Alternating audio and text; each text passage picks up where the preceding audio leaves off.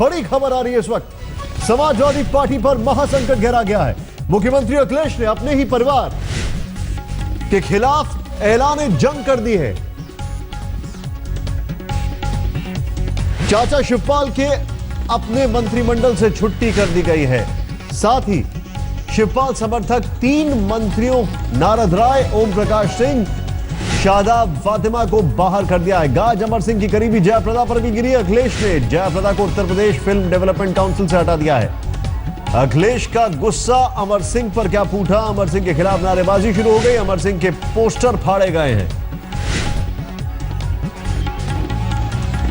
तस्वीरें आपके सामने हैं। आज सुबह सुबह यह फैसला आया, उसके बाद जो एकाएक घटनाक्रम बदला है वो तस्वीरें आपके सामने। जरा ध्यान से देखें आप, क्या हुआ है, कैसे हुआ है। दरअसल खबर यह भी आ रही है, जो रिपोर्ट्स आ रही हैं, शिवपाल समेत 4 मंत्रियों को जो बाहर का रास्ता दिखाया गया है। तस्वीरें आपके सामने हैं। नारद राय, शादाब फातिमा, ओम प्रकाश सिंह को निकाला गया है। अमर सिंह की करीबी माने जाने वाली जयप्रदा को अखिलेश ने फिल्म विकास परिषद से हटा दिया है।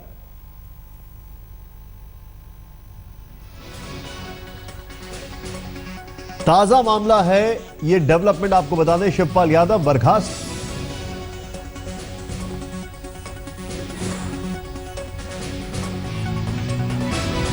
जयप्रदा बर्खास्त। इसके अलावा नारद राय बर्खास्त।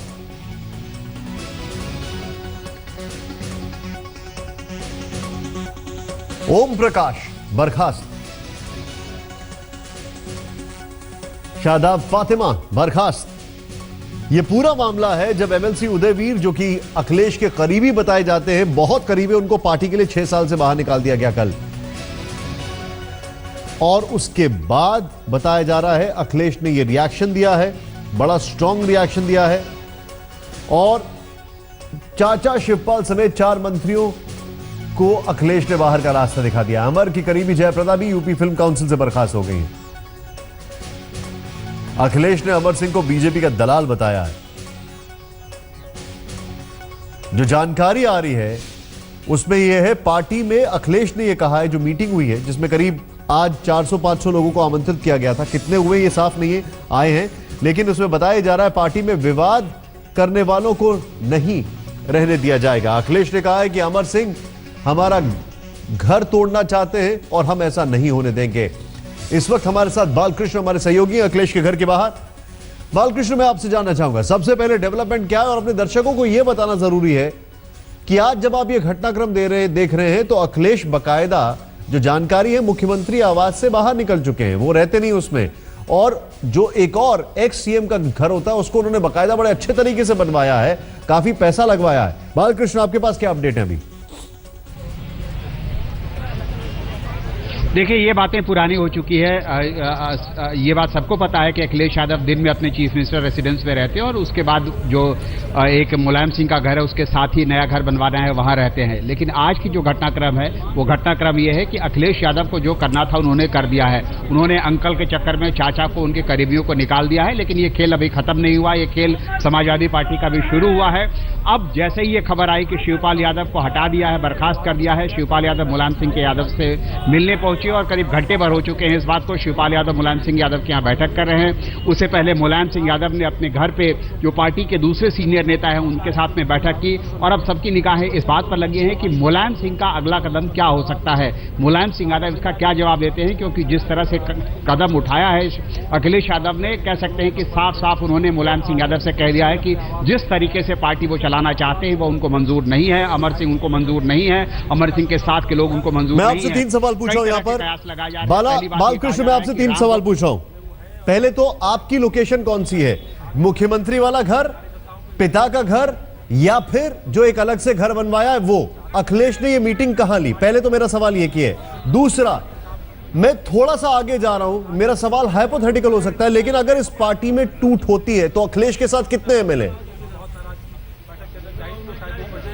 बैठक के बाहर निकलने के बाद देखिए, इस वक्त ये जो बैठक है, जिन विधायकों की बैठक हुई थी वो चीफ मिनिस्टर के जो रेसिडेंस है 5 कालीदास में, जो ऑफिशियल रेसिडेंस है, वहां पर बैठक हुई थी। और दूसरा सवाल जो आपने पूछा उसका जवाब ये है कि विधायकों की संख्या का सही आकलन लगाना मुश्किल है, लेकिन ये बात बिल्कुल सही है कि अगर पार्टी में विभाजन की स्थिति आती है तो बहुत बड़ी संख्या यानी आधे से ज्यादा लोग जो है कहा जा सकता है, ज्यादातर लोग कहा जा सकता है कि अखिलेश यादव के साथ खड़े नजर आएंगे। ऐसा नहीं है कि शिवपाल यादव मैं बस यहाँ पर बालकृष्ण, मैं आपको इसी नोट पे एक मिनट रोक रहा हूं। आपने ये जो पॉइंट रखा है यहाँ पर, शरद प्रधान जी हमारे साथ, जो कि बहुत वरिष्ठ पत्रकार है और यूपी की बहुत अच्छी खासी पकड़ है। शरद प्रधान जी, 232 है सपा के, अगर पार्टी में विभाजन होता है तो कितने अखिलेश के साथ आप देखते हैं और अखिलेश की अगली रणनीति क्या होगी अगर अखिलेश को पार्टी से निकाला जाता है? क्योंकि अब हम सिर्फ हाइपोथेटिकल सिचुएशन पे बात कर सकते हैं।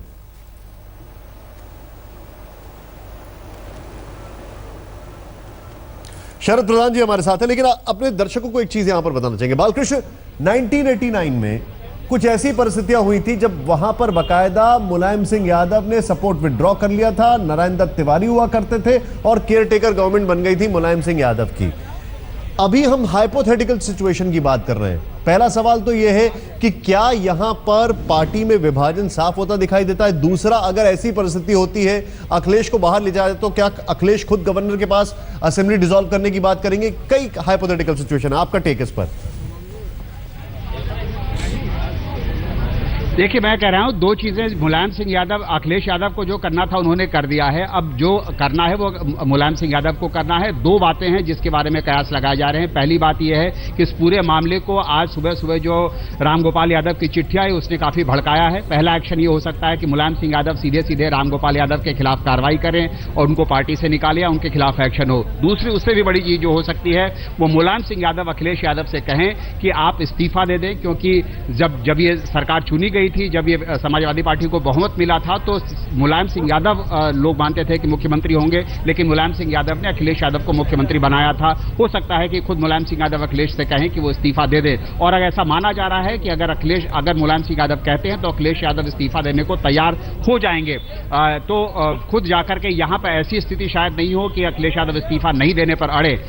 मुलायम सिंह यादव के कहने पर उन्होंने इस बात को कहा भी है, कई बार उन्होंने कहा है कि वो मुख्यमंत्री पद से चिपके नहीं रहना चाहते, लेकिन जो पार्टी में जिस तरह से पार्टी चल रही है, जिस तरह से अमर सिंह का क्या दखल हो गया है पार्टी में, वो उनको कतई बर्दाश्त नहीं है। तो मुलायम सिंह यादव का अगला कदम क्या होता है, इस पर सबकी निगाहें लगी हैं। मुलायम सिंह यादव काफी नाराज हैं, काफी आहत है जो पार्टी में चीजें हुई हैं। मैं आपको रोकूंगा बालकृष्ण, मैं रोकूंगा। आप जो बता रहे हैं शरद प्रधान जी, क्या मुझे सुन सकते हैं?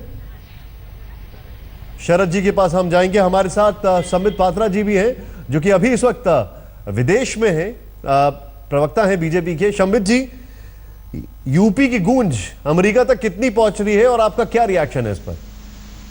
ये स्वाभाविक रूप से इसकी गूंज पूरी जगह पहुंच रही है, क्योंकि उत्तर प्रदेश का चुनाव कोई छोटा चुनाव तो है नहीं। उत्तर प्रदेश का चुनाव देश के लिए एक बहुत महत्वपूर्ण चुनाव है। तो आज जब मैं यूएस के इलेक्शन को स्टडी करने वॉशिंगटन में आया हुआ हूं, यहाँ अभी रात के 3 बजे हैं, मगर यहाँ भी एक खबर पहुंची हमारे पास, जब मैं यहाँ पे हूँ होटल में तो पहुंची है। और स्वाभाविक रूप से आप देखिए जिस प्रकार महत्वाकांक्षा की लड़ाई एक परिवार में देखने को मिल रहा है। उत्तर प्रदेश कोई साधारण राज्य नहीं है, वो हिंदुस्तान का सबसे बड़े राज्यों में से एक है। सबसे बड़ा पॉपुलस, सबसे बड़ी जनसंख्या अगर किसी राज्य में है तो वो उत्तर प्रदेश में है। अगर उत्तर प्रदेश में ही जनहित के लिए कार्यक्रम नहीं होंगे, उत्तर प्रदेश में जनहित को दरकिनार करके महत्वाकांक्षा की लड़ाई, जो सबसे बड़ी परिवार है, राजनीतिक परिवार है उत्तर प्रदेश में, उसमें इस प्रकार से देखा जाएगा तो आप बताइए, अपने परिवार के लिए सब कुछ, उत्तर प्रदेश के परिवार के लिए कौन है? उत्तर प्रदेश के परिवार के लिए यहाँ पर समाजवादी पार्टी और बसपा लड़ती हुई नजर नहीं आ रही है। और यही कारण है कि जितना कलह उत्तर प्रदेश के समाजवादी परिवार में बढ़ता चला जा रहा है, उतना ही मुश्किल समाजवादी पार्टी के लिए खड़ी होती जा रही है।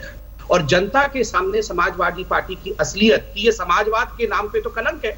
समाजवाद का अर्थ होता है समाज को लेकर चलना, यहाँ तो परिवार के 4 सदस्यों को लेकर चलना दुभर हो रहा है। स्वाभाविक रूप से आज जनता के सामने दूध का दूध और पानी का पानी हो चुका है। आप जो बता रहे हैं वो काफी मायने रखता है। उत्तर प्रदेश में अभी कई सारे सवाल खड़े हो रहे हैं सपा को लेकर, और ये प्रश्न प्रदेश ज्यादा बनता जा रहा है सपा के लिहाज से। लेकिन इस वक्त शम्बित जी हमारे साथ वहां पर रात में 3 बजे जुड़े हुए हैं, इसके लिए बहुत बहुत शुक्रिया शम्बित जी, आप हमारे साथ बने रहिए। शरद प्रधान जी, सवाल बहुत सारे हैं, आपको नब्ज पता है उत्तर प्रदेश की, मैं सीधे सीधे आपसे जानना चाहूंगा। पहला, क्या अखिलेश को पार्टी से निकाला जाएगा? दूसरा, क्या अखिलेश को निकालने के बाद नेताजी खुद मुख्यमंत्री बनेंगे या शिवपाल को बनेंगे? तीसरा, कि जितने भी विधायक हैं वो ये सारी बातें मानेंगे? बहुत हाइपोथेटिकल है, थोड़ा सा तस्वीर साफ करें। देखिए, जो अभी स्थिति बन रही है वहां पे, ये इस बात की पूरी पॉसिबिलिटी है कि अखिलेश यादव को बहुत जल्दी निकाल, क्योंकि अखिलेश यादव ने ऑलरेडी शिवपाल यादव को कैबिनेट से निकाल दिया है और गवर्नर ने एक्सेप्ट भी कर लिया है, बर्खास्तगी एक्सेप्ट कर ली है 4 मंत्रियों की।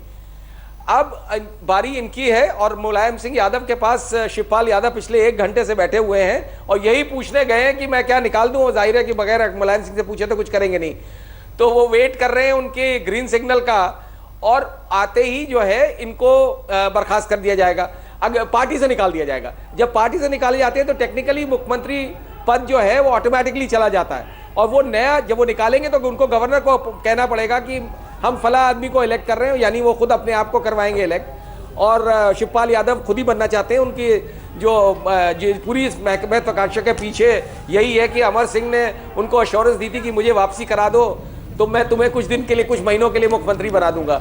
लेकिन सबसे बड़ी प्रॉब्लम अभी ये आएगी कि गवर्नर इसमें क्या करते हैं, क्योंकि नॉर्मल सर्कमस्टांसेस में ये होता है कि जो पार्टी अगर डिसमिस करती है और नए आदमी को साथ में अपॉइंट करती है तो उसको मौका मिलता है, वो स्टेक करेगा क्लेम और उसको पहला मौका दिया जाता है अपनी मेजॉरिटी प्रूव करने का। आज से बहुत साल पहले सन 90 में मजे की बात यह है कि मुलायम सिंह यादव ने यही काम किया था कि जाकर के गवर्नर के पास जाकर के सरकार को वो कैबिनेट से पास करा करके सुबह 7 बजे गवर्नर को चिट्ठी दे दी थी उन्होंने कि साहब हम असेंबली डिसॉल्व कर रहे हैं और हमारी केयर टेकर गवर्नमेंट को कंटिन्यू करा जाए, और गवर्नर साहब ने अप्रूव कर दिया। नारायण दत्त तिवारी जो क्योंकि कांग्रेस के सपोर्ट से सरकार चल रही थी, वो 9 बजे सो के उठे और गवर्नर क्या पहुंचे तब तक सब खेल खत्म हो चुका था। आज मजे की बात क्या है कि वही आयरनी ऑफ फेट है ये कि आज उनका बेटा उसी स्थिति में वही चीज करना चाह रहा है कि गवर्नर क्या जाकर के और ऐसी स्थिति करे कि डिसॉल्व कर दे और अपने आप को मुख्यमंत्री as a caretaker government continue कराए। लेकिन उसमें एक फर्क क्या है कि सत्यनारायण रेड्डी जो थे वो भी पुराने सोशलिस्ट थे, आंध्रा के और गवर्नर थे और उनके मुलायम सिंह से बहुत अच्छे ताल्लुकात थे, तो उनके साथ तो ये दोनों मिली भगत हो गई और कांग्रेस जो है वो मुंह की खानी पड़ी कांग्रेस को उस जमाने में 1990 में। लेकिन अखिलेश के क्या टर्म्स हैं राम नायक के साथ बड़ा मुश्किल है, क्योंकि राम नायक भी अकेले डिसीजन नहीं लेंगे, डिसीजन होगा मोदी और अमित शाह के द्वारा। तो इसमें देखना है कि अब ऊंट किस करवट बैठता है। आप जो बड़ी बात कर रहे हैं यहां पर, खासकर ये देखते हुए कि क्या अखिलेश यहां पर सरकार फॉर्म करने की बात करेंगे, ये एक बहुत बड़ा सवाल है। हम यहां पर अलग अलग परम्यूटेशन कॉम्बिनेशंस आपको दिखा रहे हैं। एक बड़ी खबर है जो हमारे साथ बालकृष्ण जुड़े हुए हैं, वो गायत्री प्रजापति को अंदर बैठा रखा है और गायत्री प्रजापति को बकायदा वो व्यक्ति जो कि शिवपाल के खेमे के हैं उनको अखिलेश यादव ने इतनी देर तक मंत्री बनाने के बाद बैठाल के रखा है। इसके पीछे क्या वजह है?